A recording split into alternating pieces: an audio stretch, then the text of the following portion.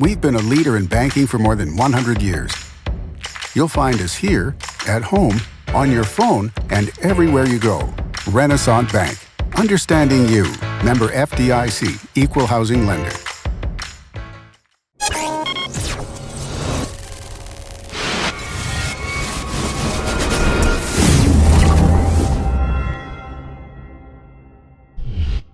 Sponsored by Renaissance Bank. Good morning and welcome to Newsbreak for Monday, July 3rd. I'm Derek Russell. First on today's show, we'll take a look at the Weather Underground forecast for your holiday week. Today calls for a 60% chance of thunderstorms with a high of 88 and a low of 71. Tomorrow, the 4th of July, we'll see a 60% chance of thunderstorms, high of 89 with a low of 73.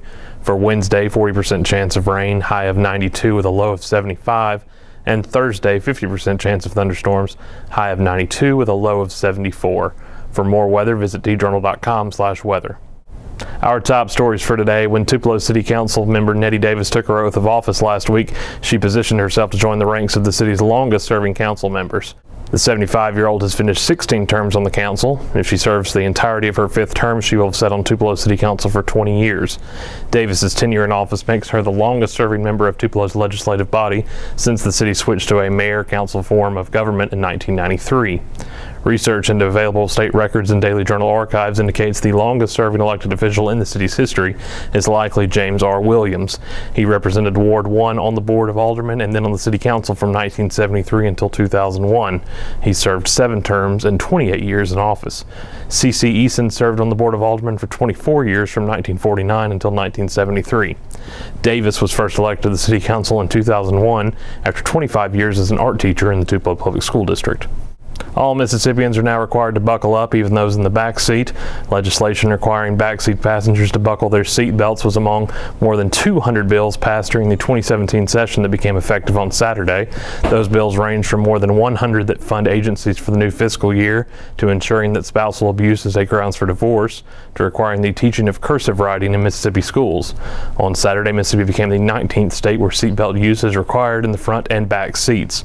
Law enforcement can now pull over a vehicle where the law is not being followed and issue a traffic citation. The new law is known as Harley's Law in honor of Harley Ann Brooke Oswald of Potts Camp.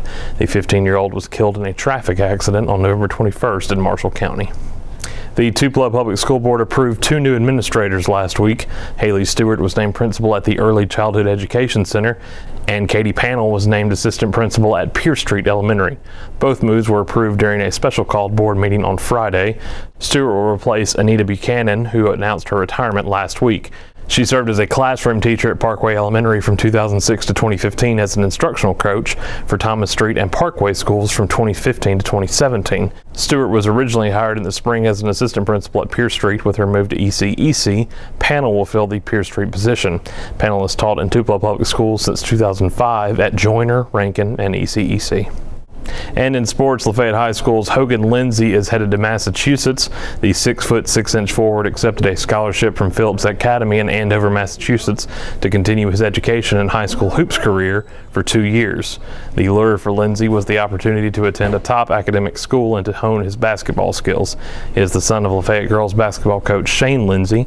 Linzy was not seeking a prep school until the owner of Magnolia Hoops, a website focusing on Mississippi and national high school basketball, passed tape of Linzy to the Phillips coaching staff.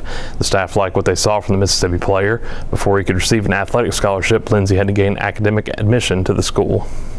Thanks for watching Newsbreak on this Monday. This show is one of the many online offerings courtesy of the Daily Journal that gets you news off the page and on the go. And each story discussed today on Newsbreak you can find online at djournal.com, where you can also find a new episode of Newsbreak each weekday at 7 a.m. Thanks for joining us. I'm Derek Russell.